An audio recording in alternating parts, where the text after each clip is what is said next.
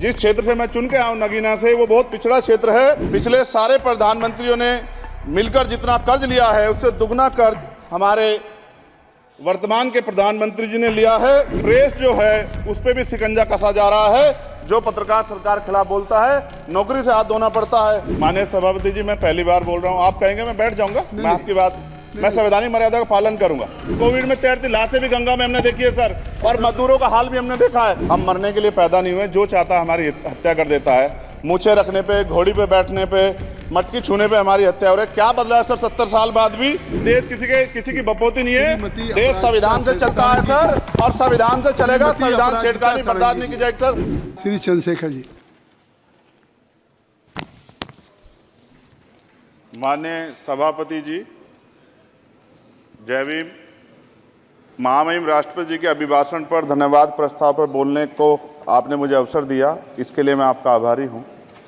सभापति महोदय, सर्वप्रथम मैं बहुजन समाज में जन्मे सभी संतों, गुरुओं, महान पुरुषों को नमन करता हूं, जिनमें महात्मा ज्योतिबा फूले, डॉक्टर बाबा साहब अम्बेडकर और माननीय काशीराम साहब को मैं याद भी करता हूं आज के दिन पर। साथ साथ नगीना की महान जनता और भीम आर्मी और हमारी पार्टी आज़ाद समाज पार्टी काशीराम के साथियों का भी धन्यवाद करता हूं। इसके बाद अपने कुल गुरु जगत गुरु सदगुरु रविदास जी महाराज को भी मैं नमन करता हूं, जिन्होंने दुनिया को लगभग 600 साल पहले बेगमपुरा शहर के रूप में दुनिया का सबसे महान लोकतांत्रिक दर्शन दिया। अध्यक्ष महोदय, माननीय सभापति जी, 14 अगस्त 1947 को ये देश अंग्रेजों के अधीन था।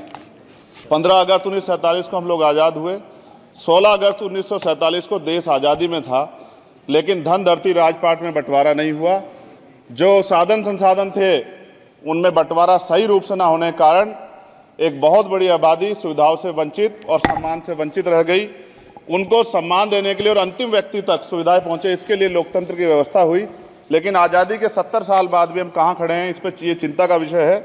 मैं मानता हूं कि सामाजिक न्याय तभी होगा माननीय सभापति जी, जब जातीय जनगणना पूरी होगी और जातीय जनगणना कराई जाएगी, और साथ साथ संख्या के आधार पर आरक्षण जो है वंचित वर्गों का बढ़ाया जाएगा। उसके साथ साथ जब राष्ट्रपति जी अभिभाषण पर बात रख रही थी तो उन्होंने शहरी और ग्रामीण क्षेत्रों के विकास की बात कही, और ये भी कहा कि दुनिया में सबसे उत्तम शहर हमारे यहाँ बने। लेकिन माननीय सभापति जी, 70% आबादी तो गाँव में निवास करती है, तो गाँव की आबादी के बारे में भी सोचना होगा कि उनका जीवन कैसे बदले। माननीय सभापति जी, उच्च शैक्षणिक संस्थानों में बहुजन समाज के जो छात्र हैं उनके साथ कास्ट एट्रोसिटी हो रही है, निरंतर उनकी हत्या हो रही है। साथ साथ जो सरकारी कर्मचारी हैं दफ्तरों में, उनके साथ भी जो SC ST OBC और मुस्लिम और अन्य धार्मिक अल्पसंख्यक, उनके साथ भी माननीय सभापति जी जातिगत और धार्मिक जो है शोषण किया जा रहा है। इसलिए मेरी मांग भी है कि पुरानी पेंशन को भी अध्यक्ष जी बहाल किया जाए। जो कर्मचारी देश की सेवा में लगे हैं उनका भी सम्मान होना चाहिए।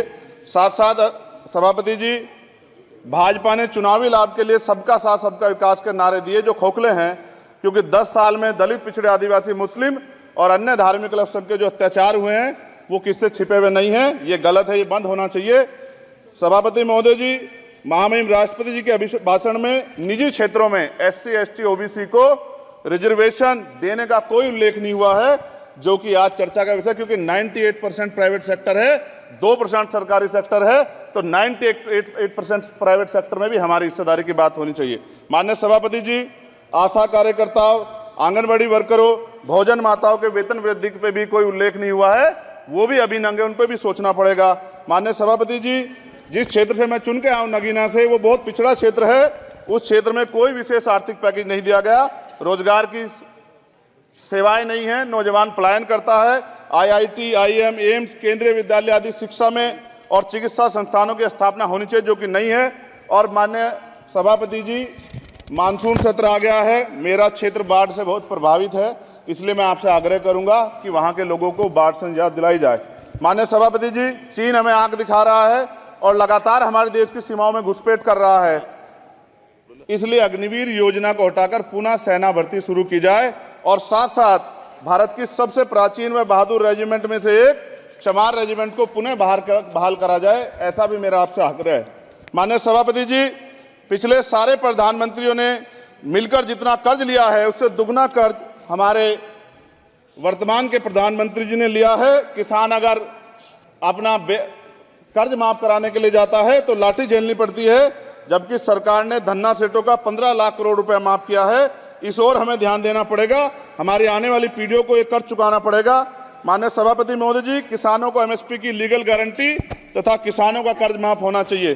साथ साथ 2 अप्रैल 2018 को SC/ST के बच्चों पे बहुत बड़े पैमाने पे मुकदमे लगे थे, वो हमारी लड़ाई सही थी, ये सुप्रीम कोर्ट ने माना और बाद में सरकार ने माना, वो मुकदमे तुरंत वापस होने चाहिए।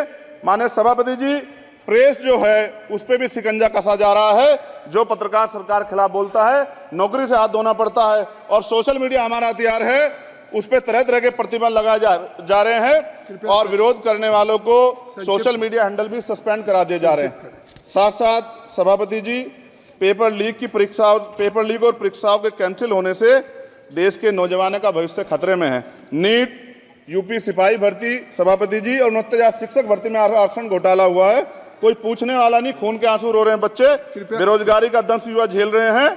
इसलिए मेरा आग्रह है कि युवाओं के लिए कृपया समाप्त करें चंद्रशेखर। माननीय सभापति जी, मैं पहली बार बोल रहा हूं, आप कहेंगे मैं बैठ जाऊंगा, मैं आपकी बात, मैं संवैधानिक मर्यादा का पालन करूंगा, मगर हम तो माननीय सभापति जी सुन ही रहे हैं। आप बोलिए, 1 मिनट। धन्यवाद। 1 मिनट और बोलिए। अध्यक्ष सभापति जी, नारी सम्मान की बात करने वाली सरकार, हमने मणिपुर देखा सर, हमने पहलवान बेटियों का हर्ष देखा सर, और हमने सर हाथरस की बेटी का हर्ष देखा सर, और हाथरस के परिवार को जो वादा किया था सरकार ने वो भी पूरा नहीं किया, और महिलाओं में भी स्पेशली दलित, पिछड़े और मुस्लिम वर्ग की, आदिवासी वर्ग की महिलाओं के साथ आज भी NCRB का डाटा कहता है सर जो जुल्म हो रहा है वो सहनीय नहीं है सर। साथ साथ कोविड में तैरती, हमने कोविड में बहुत सुना सर, कोविड में तैरती लाशें भी गंगा में हमने देखी है सर, और मजदूरों का हाल भी हमने देखा है। सभापति जी, बस सब समाप्त कर रहा हूं। नोटबंदी पे छोटे मजले उद्योग की जो कमर टूटी वो भी हमने देखी है। सभापति जी, शैक्षणिक संस्थानों, विश्वविद्यालयों में, चिकित्सा संस्थानों में OBC ST के योग्य अभ्यर्थी को NFS करके जिस तरह निकाला जा रहा है, लेटरल एंट्री करके जिस तरह हमारे रास्ते बंद किए जा रहे, ये भी हम देख रहे हैं सभापति जी। साथ साथ मेरा ये कहना है सर, ये सबका इशू है कि प्राइवेट कर्मचारी सर और सरकारी भी कई जगह पे 8 से ज्यादा घंटों से काम करते हैं, और उनको जो सर उचित वेतन भी नहीं मिलता, तो न्यूनतम वेतन 20,000 रुपए तय हो और 24 घंटे की ड्यूटी। उदाहरण के तौर पे यूपी पुलिस सर बहुत पूरा काम करते हैं वो लोग, वो राज्य के विषय हैं। आप सर मैं आपके राज्य सरकार के लिए भी आपके संज्ञान में डाल रहा हूँ विषय सर। पुलिस सब जगह है सर, लेकिन सवाल ये है सर, बहुत पसीना बातें हैं, 8 घंटे की ड्यूटी और वेतन विसंगति, वोटर स्कीम से उनको जो बाहर किया जाए। माननीय सभापति जी, 1 मिनट चाहिए सभापति जी। राष्ट्रपति जी ने धर्म के बारे में बात की थी, राम मंदिर से पहले हमारे गुरुगढ़ तुगलकाबाद का फैसला आया था राष्ट्रपति जी, वो सभापति जी अभी तक दिल्ली में स्थित सदगुरु रविदास जी महाराज का गुरुगढ़ नहीं बना। साथ साथ सभापति जी, अपनी बात को खत्म करते हुए मैं आपसे कहना चाहता हूं कि जितना देश दूसरों का है सर, इतना हमारा भी है। हम मरने के लिए पैदा नहीं हुए, जो चाहता है हमारी हत्या कर देता है। मूछे रखने पे, घोड़ी पे बैठने पे, मटकी छूने पे हमारी हत्या हो रही है। क्या बदला है सर 70 साल बाद भी? दलित, पिछड़े, मुसलमानों पे हिंसा नहीं रुक रही है सर। मेरा आपसे संरक्षण के साथ ये आग्रह है कि इन घटनाओं को रोका जाए, और देश किसी की बपोती नहीं है, देश संविधान से चलता है सर, और संविधान से चलेगा, संविधान छेड़खानी बर्दाश्त नहीं की जाएगी सर। धन्यवाद।